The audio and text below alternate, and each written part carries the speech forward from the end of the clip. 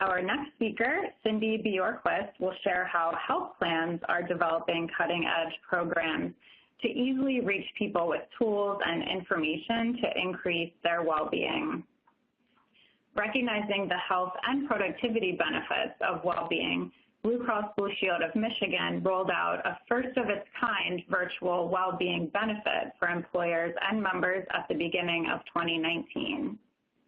Cindy is the Director of Health and Well-Being at Blue Cross Blue Shield of Michigan. She developed this program and is leading its implementation, and we're so pleased she's here with us today. Cindy? Thank you. On behalf of Blue Cross Blue Shield of Michigan, I want to thank you for the time, and we certainly appreciate the opportunity to review with you just one of our new innovative programs that launched this year, termed and called Virtual Wellbeing. In the time we have today, I want to briefly touch on the background of why we developed virtual well-being and then do a brief overview. We believe at Blue Cross Blue Shield of Michigan that healthcare is personal for our members. We provide smarter, better healthcare for over 5 million people. That means it should be comprehensive, cohesive, and tailored to what each member needs.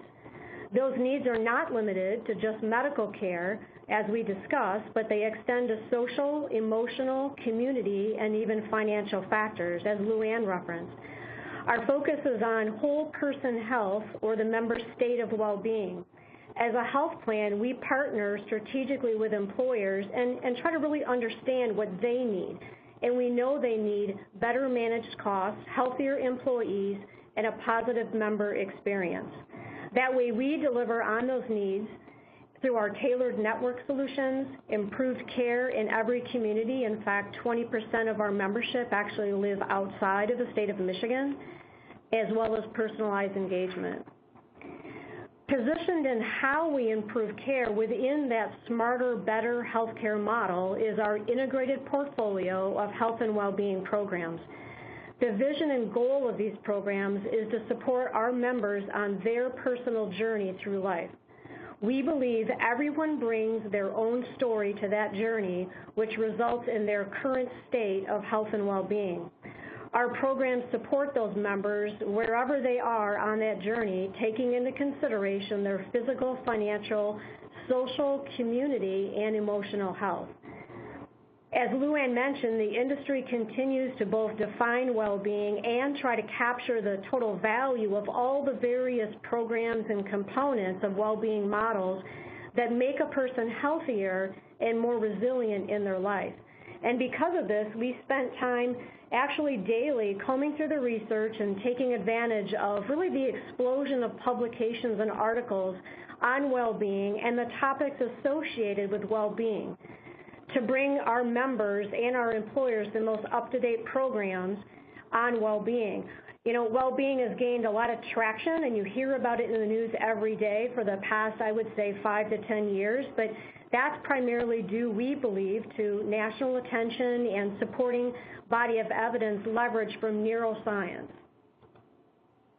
One aspect of well-being that may be unique to our model is that we feel very strongly about always including in our development cycle the added measure of people having a perception of how their life is going. And that's at any given time, and how important that perception is to our members' overall state of health and well-being, and really on a daily basis. Whether their life is fulfilling to them and satisfying, whether they feel their best every single day, and where they feel their life is headed in the future. Supporting our members in this whole health view and their personal journey, and adding the importance of this perception of life, if you will, on a daily basis, all of these things were the main reasons we decided to develop virtual well-being.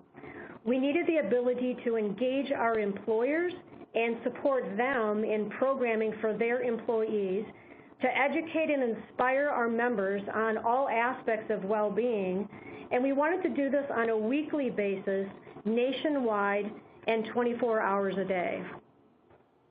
Surveys consistently report employers are increasingly interested in offering health and well-being programs to their employees now and in the future. And in fact, one of Lou Ann's quotes that I picked up on were 92% of employers consider well-being part of their overall business strategy, and that's up from 86%. So it's spot on with what we found in the research as well. Employers understand the value of a strong culture of well-being and how it can affect their employees.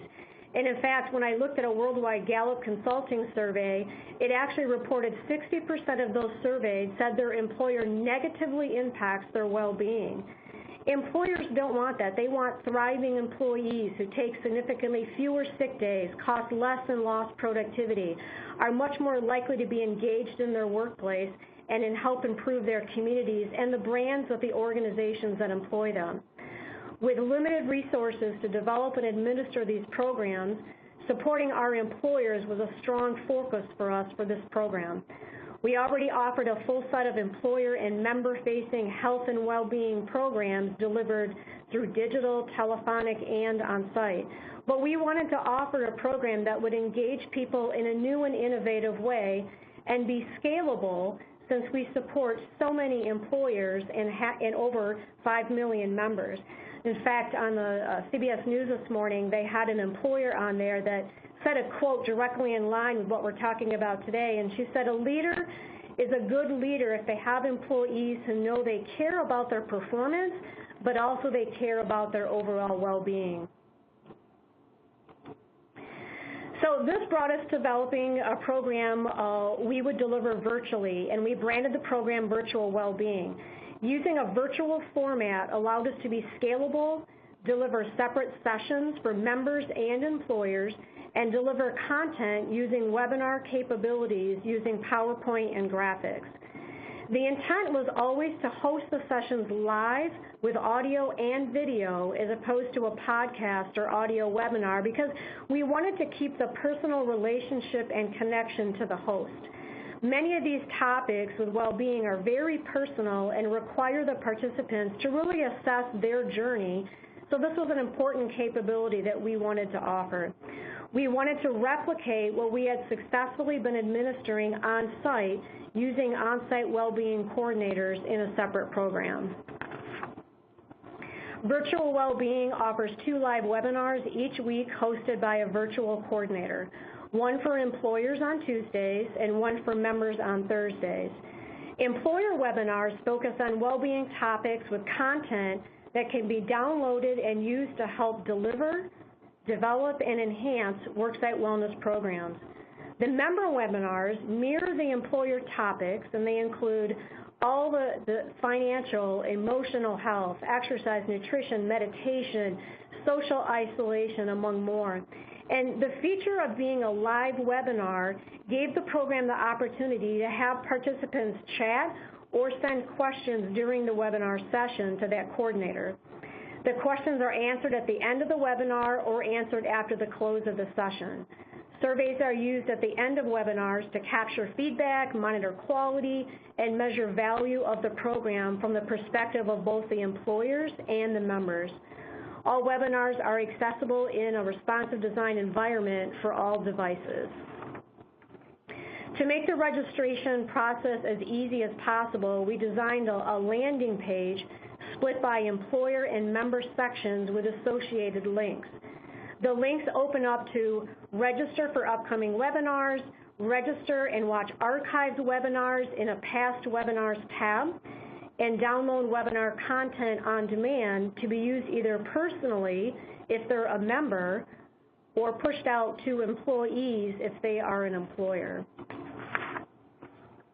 The downloadable content includes PowerPoint slides from the webinar, associated handouts, and an email template with text that can be tailored and sent to their employees if they are an employer relating the weekly topic. Or we hear from our members that they're sending content and these slides to their family and friends or storing for later reference.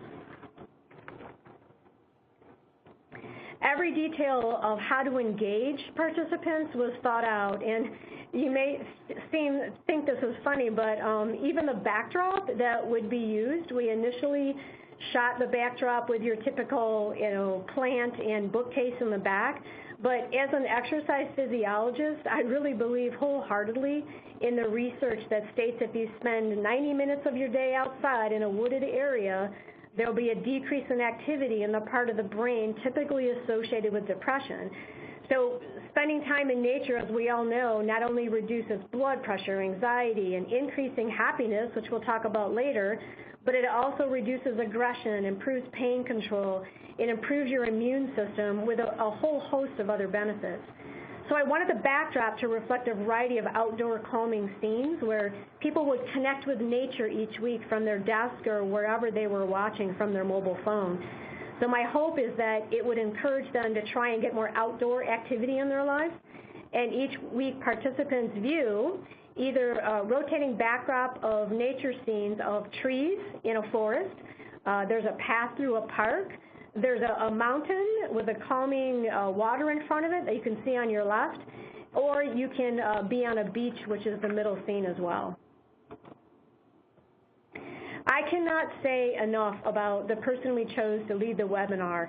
Matt was one of our on-site well-being coordinators in a separate program, and we are so fortunate that he agreed to be our virtual well-being coordinator. We knew we needed someone who could relate to people, someone who was comfortable in front of a camera, really without that face-to-face interaction, which is really difficult to do on a weekly basis. The way he delivers the content with audio and video, you feel as though he is speaking directly to you. His passion for this field of study was very apparent when he's doing these webinars to both the participants, and his extensive knowledge and communication skills were really a huge bonus for the program as we went through the development of virtual well-being. We encourage Matt to use real-life examples wherever he can and really connect and inspire those participating. So he's pictured here with his wife Jenna and their dog Sky, and we really felt that he needed to have his personality come through and really come across as real and authentic and a person guiding them through this knowledge. And this was actually the case that happened on his very first webinar in January. We had a small glitch for a couple of minutes only on the audio, and it didn't work. And he laughed it off and mentioned, once he did have the audio work, how life doesn't always go as planned, and that you can really train your mind to be resilient to the challenges in life. And he's used that example actually since January, and it was the perfect way to introduce Matt to the audience. As people dial into the webinars, if they dial in before the start time of noon, they'll hear birds chirping, ocean waves, or rain, along with inspirational quotes displayed on the screen that are associated with the topic of the week. When the webinar starts at noon, Matt does a quick tip or a mindful moment related to the topic of the week. And the week that focused on kindness as an example, Matt began with a quick tip on random acts of kindness, giving participants ideas that they could implement throughout the week. Depending on the topic of the week, Matt may choose to use a mindful moment instead of a quick tip at the beginning of the webinar. An example would be the week he covered mindful breathing. He gave opportunities of when and where participants could practice this. Taking breaths on the way to meetings, in the elevator, when you get to a workstation, in the morning before the day starts, or after lunch, on a walk to a building from your car, or when you get overwhelmed to reinforce your mind and your body. We wanted people in this program to walk away with ideas that they could use that day. We developed all of the webinars and content internally using a staff person who leads our research, receiving alerts daily on various well-being topics, articles linked to new research or supporting research, news organizations, information posted on message boards, universities, and scholarly journals. She sends summarized research to both Matt, that coordinator, virtually, and then also the coordinators that we have working on site at employers who actually purchase our premium program. She incorporates the new information weekly into the scripting of the associated virtual well-being webinars so we can keep those scripts up to date. There are currently 52 weeks of topics, so the list isn't all represented here on the next couple of slides, but I want to share the range of topics that we offer. Those webinars are built around well-being topics which apply, and this is kind of important to us, to all of our members across all of our segments, and that does include our commercial market, our seniors, college-age individuals, and our individual market. The topics range from social connectedness, sense of purpose, finance, physical, but extend into techniques that increase well-being, such as our newest webinar on cleaning up your clutter and digital detox. We have developed webinars on rewiring the brain towards happiness, gratitude, resilience, kindness, compassion, and even delivered a webinar on how to encourage your leadership to embrace well-being programming. Some webinars include areas that we decide needed a subject matter expert, so Matt is joined by a co-host on that week who is an expert within that field, and these topics would include examples like behavioral health, pharmacy, financial, nutrition, diabetes, proper usage of care, senior care management, or even on-site well-being coordinators. Letting our members know how to rewire their brain towards kindness, happiness, and compassion, among other well-being traits, was a major part of the program development. The associated research is quoted and given at every week example, and then all these examples are given on how they can apply to their daily life. The real only thing that these members have to do is they have to decide to engage in that practice, and hopefully coming back week after week and giving them this information, they'll go ahead and make that decision on some of these well-being topics. This is actually a slide, and Matt is shown here on the left, and we will supply you with links to our landing page where you can actually go in and watch these webinars and see how this whole program works. This is what the session actually looks like to a person once Matt comes on after that mindful moment. And we tried to do a really good job of pulling graphics and getting graphics to try to engage people as well into the slides.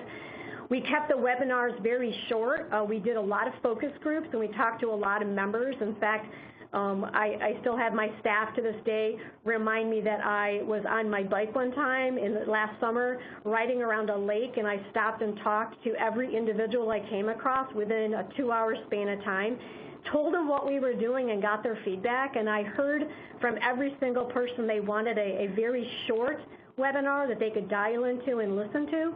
So we capped the length of the webinars from 13 to 15 minutes long to give people that opportunity, and then it's followed by a survey and a question and answer session. The marketing and promotion to both the employers and the members is an ongoing effort for us at Blue Cross. We continue to partner with multiple stakeholders to drive engagement. We have internal sales marketing with monthly updates, emails to members quarterly, we have group emails monthly, promotional advertisement in our chamber directories, links on chamber websites, postcards from members distributed at health fairs, open enrollments, I talk at conferences. We have a lot of blogs that we publish mentioning this. We have member flyers, quarterly calendars. One of the most important things that we're doing is messages are posted on every EOB that members receive, and then also IVR messages that will be implemented within our customer service area.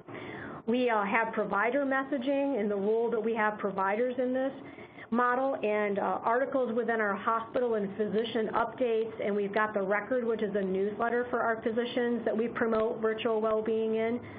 We created a member toolkit with web banners, social media message, emails, and newsletter articles, all to help employers who are promoting this program to their employees, because that's kind of how we want this to work. We want the employers to watch on Tuesdays and then refer their employees to that Thursday member webinar as well. We try to think out of the box a little bit with promotion. I even had the opportunity to do a promotional interview at the 2018 Iceman Cometh bike race here in Michigan.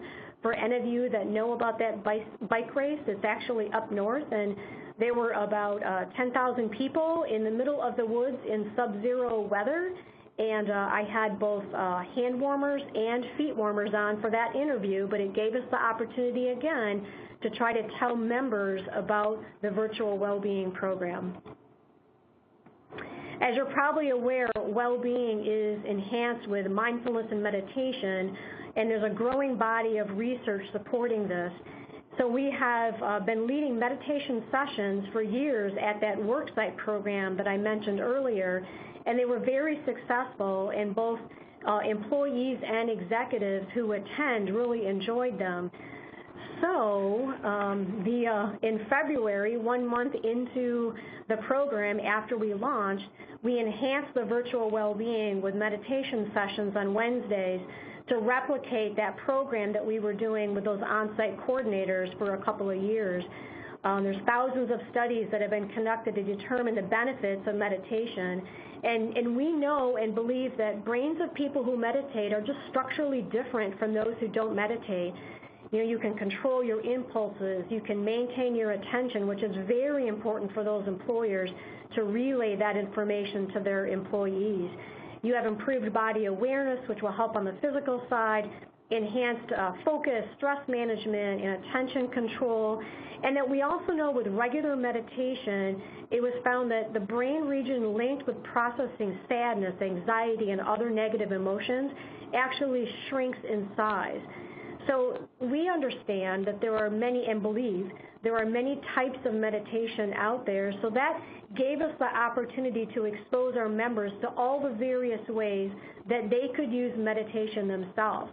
We really wanted them to understand that it didn't have to be the traditional meditation they may believe you have to do, which is in the back of a dark yoga class, sitting cross-legged with your fingers out in the air, that you can meditate while you're walking. You can meditate in an elevator to a meeting. I meditate when I walk my dog. We wanted to relay this information and the importance of meditation, as well as give them information so they could choose to make that decision. The feedback has been amazing in the short, almost 4 months the program has been live. I added a couple of direct quotes from our surveys, both from the member and employer webinars on the slide here. The best one for me personally was when I read one of the members sent in to Matt, "I am so excited about this and ready for this journey." That was the goal of the program from the beginning, and we look forward to continuing virtual well-being and helping impact the lives of our 5 million members and supporting them on their journey of well-being and improving their state of well-being. And that's all I have, so I'm looking forward to the question and answer series.